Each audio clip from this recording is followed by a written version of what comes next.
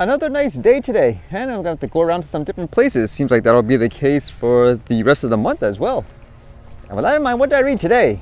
How about this first one, which was kind of interesting? As you know, in a lot of places, they're restricting drones from being able to fly in certain areas. And the concern is, while officials can use them, they're actually potentially stopping just regular people from, let's just say, documenting the situation. But how about this one? This one says, Ingushetia bans filming of drone strikes and their aftermath. Why would they do this, huh?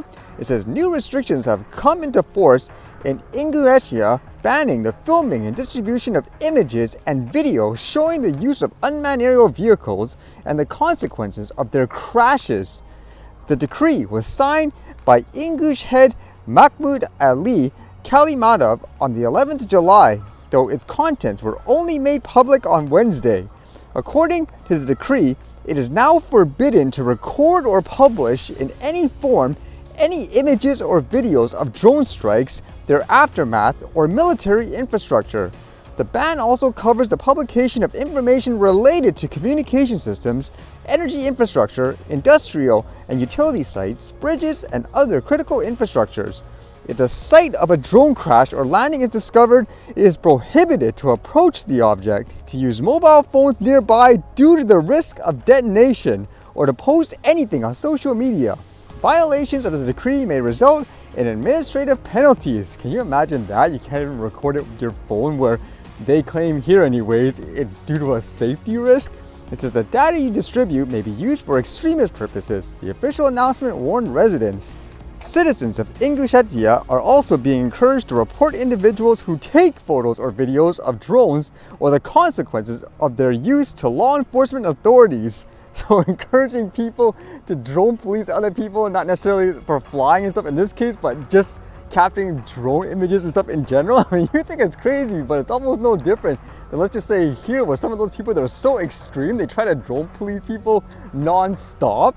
It says, on the morning of the 26th of July, a UAV fell onto a private home in the village of Nizhny Achuluki in Ingushia's Mogobek district. 4 people were injured, including 3 children. The English Health Ministry reported that all victims were taken to hospital and were in stable condition. Later, the Russian Ministry of Defense stated that air defense systems had shot down a drone over Ingushetia. Photos and videos of the aftermath were circulated online. This was the first incident of its kind in Ingushetia since Russia's full-scale invasion of Ukraine began over 3 years ago. I don't know, to me that doesn't sound right. What would you think in general? I mean, you think it's crazy, but in many ways it's similar around the world, where people use excuses like safety and so forth and why you can't use this and that, like drones. Now, can you imagine if this actually did happen in a place like here, for example, where they don't say, for example, oh, you can't, let's just say, fly the drone because of a safety issue. Now we're not even going to let you take pictures and videos of it. I mean, you think it's so far-fetched, but I wouldn't doubt it, actually. If it goes too far and people don't say anything about it, it will just be that way too. And when I thought of crashed drones, how about this one? It makes you think whether or not something like this would get someone in trouble if they took pictures of it and so forth, like in their previous story. It says, today an aircraft was found at Gaižiūnai Landfill, probably the same one that flew into Lithuanian territory on Monday. The initial data is Gurra, but the data is yet to be verified as the aircraft was detected during a search by a drone. It will be checked whether the aircraft is dangerous, then the same actions will follow as in this case of the first Gurra at the beginning of July. One thing is for sure, that's no recreational drone, and I believe it was mentioned that this was actually captured just by like a regular person. So in cases like these, in my opinion, that's why it's good for people to just be able to document what they see. But if there's laws that stop you from doing stuff like this, that's kind of crazy in my opinion. It makes me think, anyways, for the officials and so forth, what do you have to hide to be afraid of regular people capturing stuff like this? And it's a new month, and apparently there was a ton of news where apparently, I guess, the tariffs between Canada and the US is going through and higher as expected. This one says, Carney disappointed in Trump's 35% tariff on Canada. Prime Minister Mark Carney says he is, quote, disappointed by US President Donald Trump's imposition of a 35% tariff on Canada, but that even with that move, Canada still faces among the lowest average tariff rates of US trading partners because of CUSMA. While the Canadian government is disappointed by this action, we remain committed to CUSMA. which is the world's second largest free trade agreement by trading volume, Carney wrote in a letter posted on X early Friday. The US application of CUSMA means that the US average tariff rate on Canadian goods remained one of its lowest for all of its trading partners. It's kind of interesting too, because I was reading some news just about, I guess, these trade deals and all that. And as you know, here in Canada, they announced recently they wanted to, I guess, follow the EU in so many ways, digital IDs and so forth. So you think they would focus more on a partnership together, but apparently from what I read, the EU made like an energy deal with the US. It makes you wonder what's going on there in terms of like the leadership here anyways. That's some pretty bad negotiation, I guess. Power, that's what you want to say.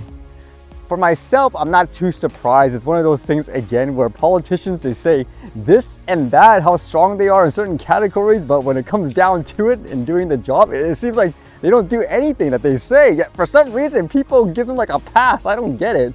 It's like this isn't even about, for example, let's just say business or actual results that people could produce. It's more about just following a side per se. It's kind of crazy when you think about it.